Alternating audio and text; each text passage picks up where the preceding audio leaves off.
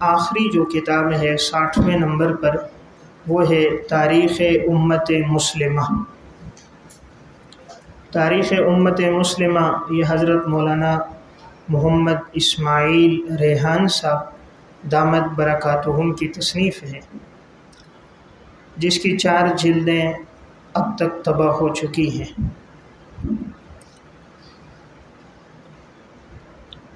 اس کتاب میں انہوں نے حضرت آدم علیہ السلام سے آغاز کر کے، اور ارادہ یہ ہے کہ 6 جلدوں میں یہ کتاب مکمل ہو اور اس وقت تک کی مکمل تاریخ سامنے آ جائے۔ تو گویا 6 جلدوں میں پوری امت مسلمہ کی ایک تاریخ مستند انداز میں سامنے آ جائے گی۔ اس کے شروع میں ایک نہایت مفید مقدمہ ہے جو علم تاریخ کی اہمیت، ضرورت، افادیت اور اس کے متعلق نادر معلومات پر مشتمل ہے۔ اردو زبان میں اس نوعیت کا یہ ایک منفرد مقدمہ ہے جس میں تاریخ کی مبادیات، تاریخ کی ضرورت، بنیادی کتابوں کا تذکرہ اور تاریخ کے اہم مراجع اور مصادر کا ذکر ہے۔ اس میں انہوں نے تاریخ کی جو بنیادی کتابیں ہیں، جیسے تاریخ الامم والملوک علامہ ابن جریر طبری متوفی 310 ہجری، المنتظم فی تاریخ الامم والملوک علامہ ابن جوزی رحمۃ اللہ علیہ متوفی 597 ہجری، الکامل فی تاریخ علامہ ابن اسیر جزری رحمۃ اللہ علیہ متوفی 630 ہجری،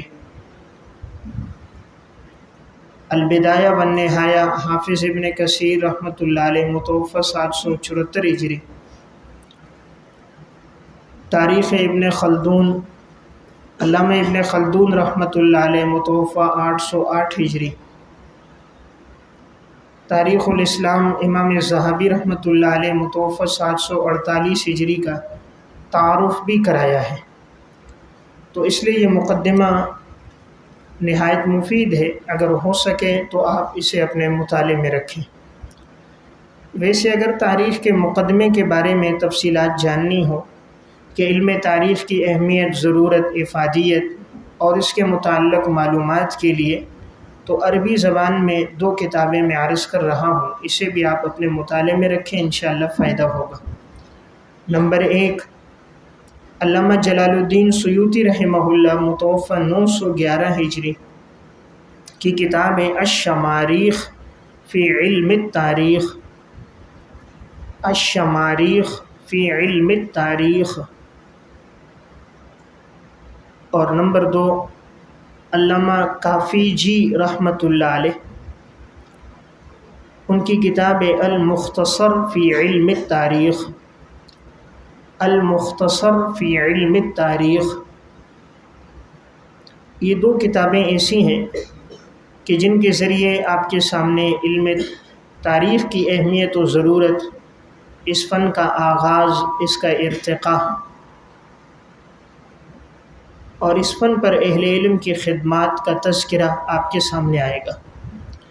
بقیہ اردو زبان میں 2 کتابیں عرض کر رہا ہوں جس سے تاریخ کی اہمیت، تدوین، ضرورت، افادیت،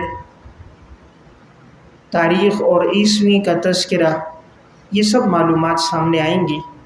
اس میں پہلی کتاب ہے تقویم عہد نبوی، تقویم عہد نبوی، یہ جناب علی محمد خان صاحب کی کتاب ہے، علی محمد خان۔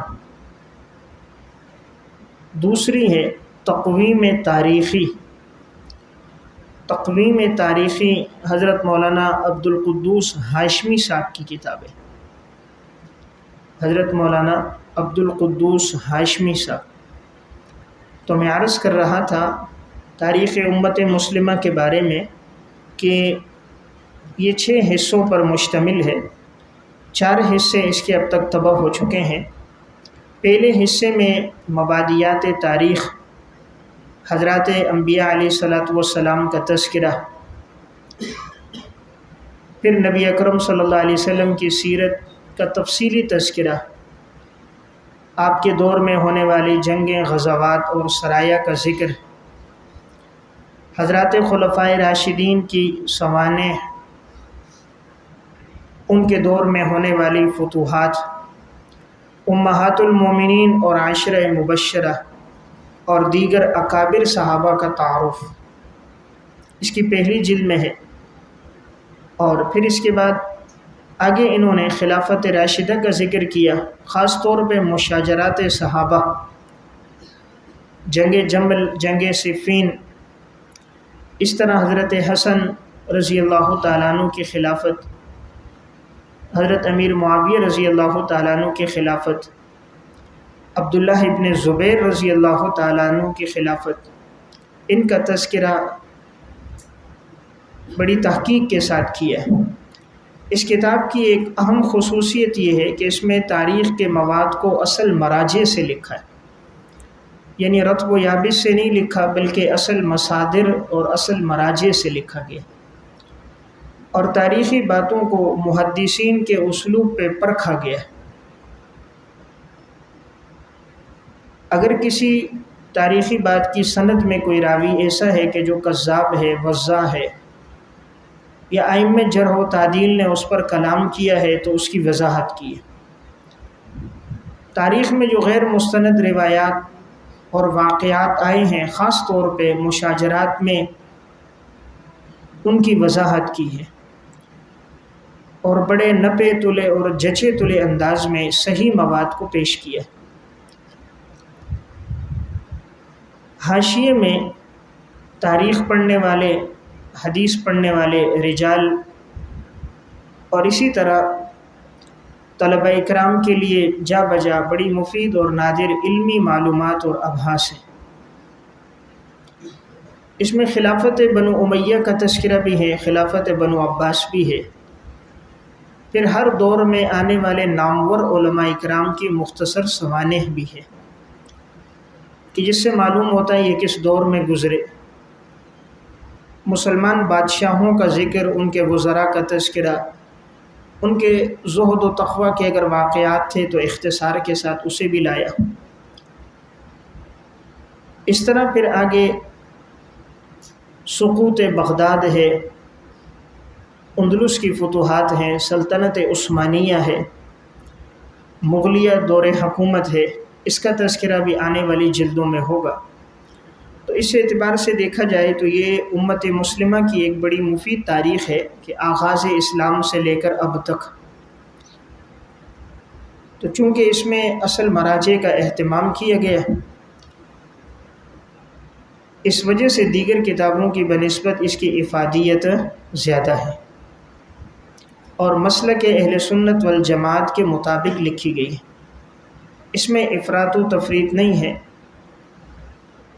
یا اہل باطل یا خوارج یا نواصب کی طرف اس میں کوئی میلان نہیں ہے۔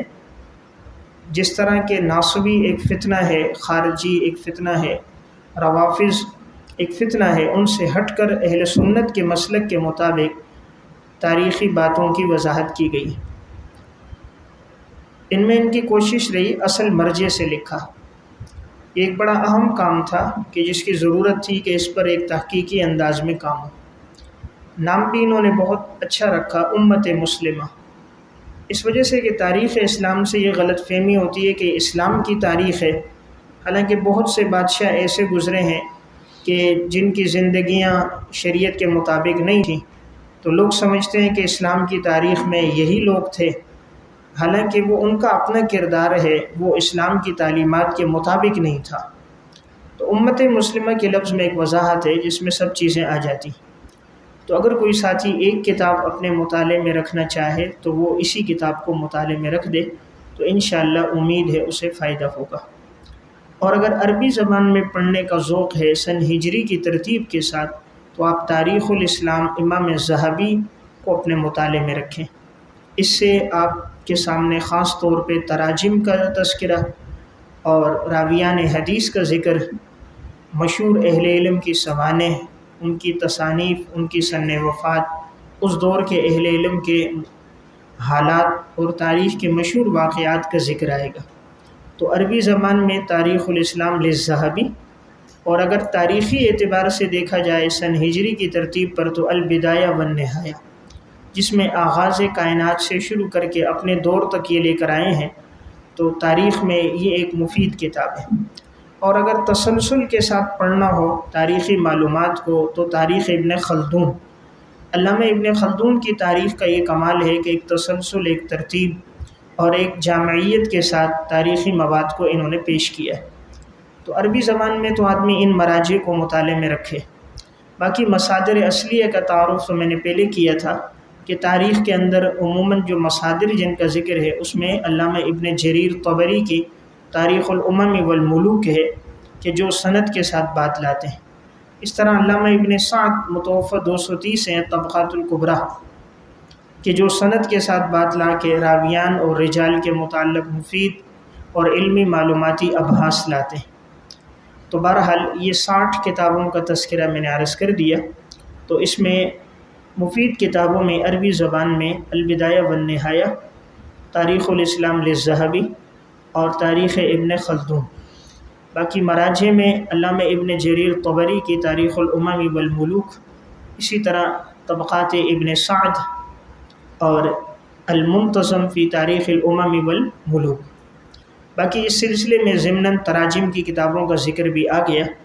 تو اردو زبان میں اگر پڑھنا چاہیں تو اردو میں اگرچہ یہ 4 کتابیں ہیں، تاریخ اسلام مولانا اکبر شاہ خان نجیب آبادی، تاریخ اسلام مولانا شاہ معین الدین احمد ندوی، تاریخ ملت، اور چوتھے نمبر پر تاریخ امت مسلمہ۔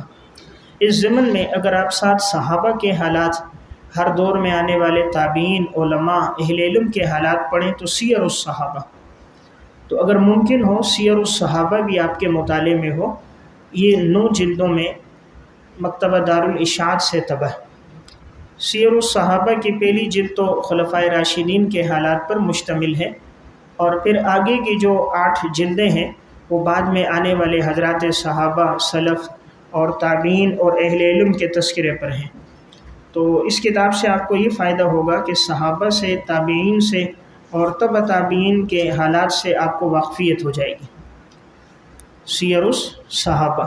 باقی اگر صحابہ کے حالات، جیسے ایک ساتھی پوچھ رہے تھے کون سی کتاب ہو، تو اس عنوان پر مستقل تو میں بات عرض کروں گا، صحابہ اکرام کے حالات پر کون سی کتابیں لکھی گئیں۔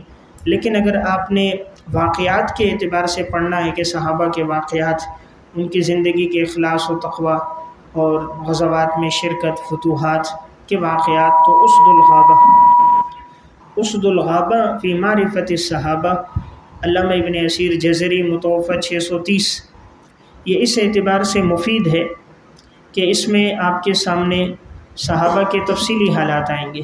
دوسری الاصابہ فی تمییز الصحابہ، حافظ ابن حجر